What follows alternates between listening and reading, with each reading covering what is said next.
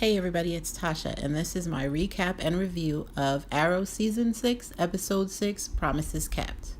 So in this episode, we get two things. The first is a continuation of the Slade storyline and his reintroduction to his son, Joe. And the second is we spend some time dealing with the struggles of Green Diggle as him and the team face a new threat in Ricardo Diaz, A.K.A The Dragon. So, before I delve into the recap, I wanted to take a moment to discuss my thoughts on the interactions between Slade and Oliver. There are a lot of people that are uncomfortable with the lack of animosity that Oliver has towards Slade given their history. Slade killed his mother right in front of him. I guarantee I wouldn't be able to hold a casual conversation with the man who did something so horrific. But I'm not Oliver. So I took a moment to consider this from his point of view. Prior to the Mirakuru, Slade was sane.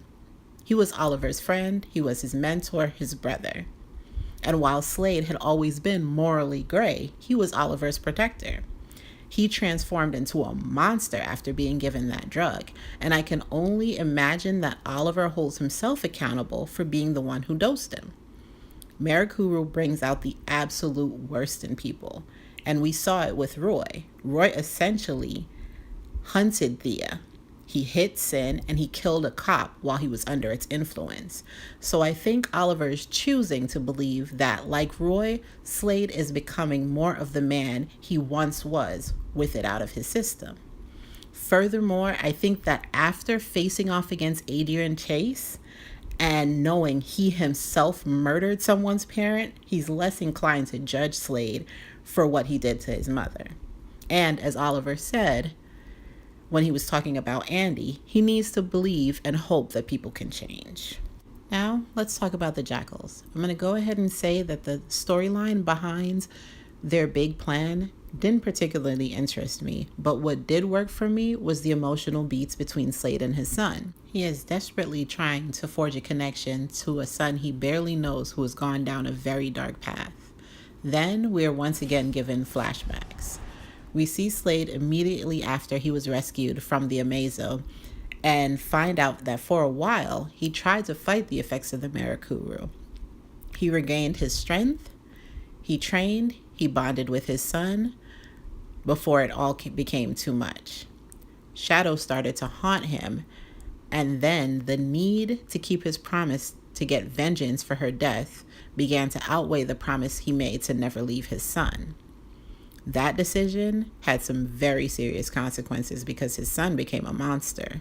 The Jackals are looking to get their hands on some explosives, and what they do with them can affect thousands.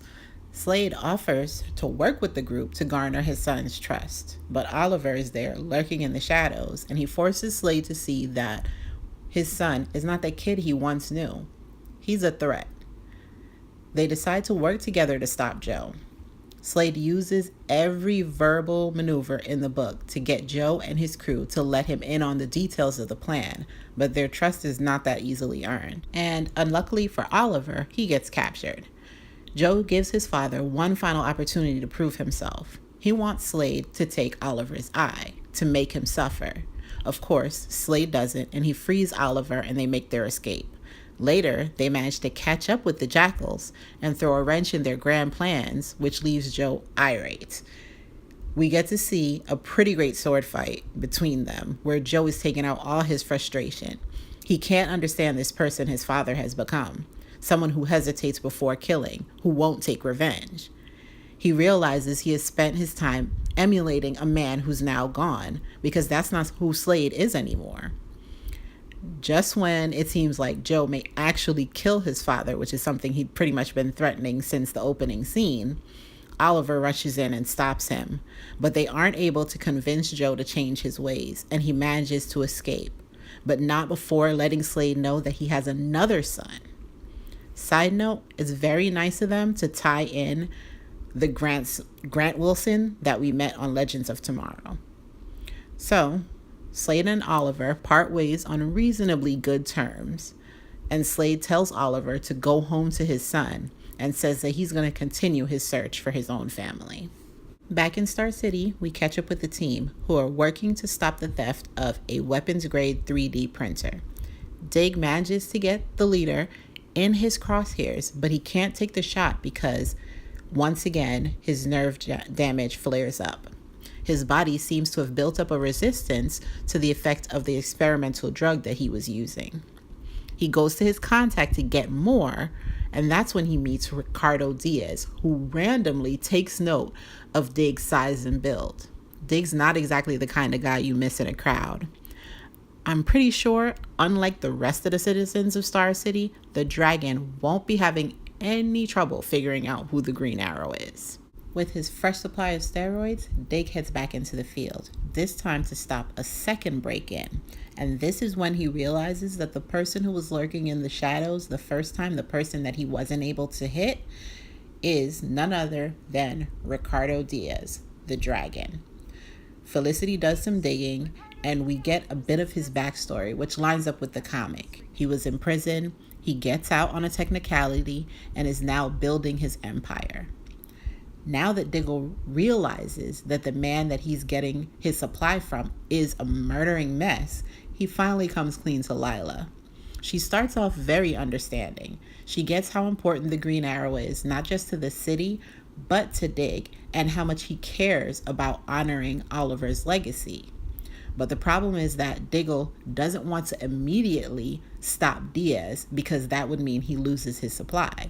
He suggests waiting until Argus can come up with a fix for his arm. That is the moment that Lila has had it, and she wasn't the only one. She reminds him of the risk that letting Diaz roam free poses, as well as the fact that he's a risk to his team when he's not at 100%. And she also ties back to last season and all of his hypocrisy about judging her for crossing the line and forgetting what's right and what's wrong.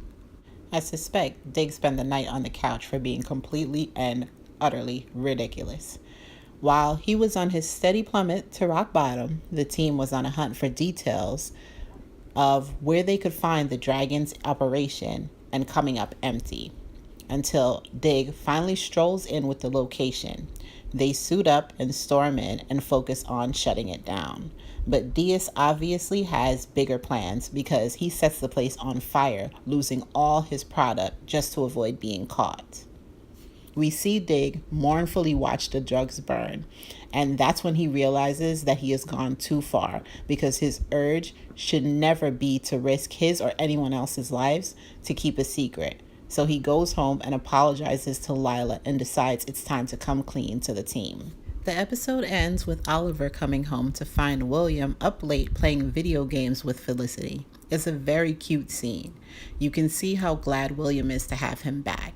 The fact that he stepped away from the danger gave William a sense of stability, and that's garnered some trust.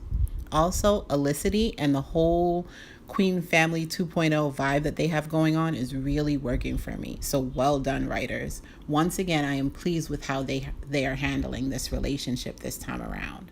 No one expects to see Felicity in an apron, but having her hanging out and feeding William ice cream for dinner, stating that it's protein, made perfect sense and felt really natural.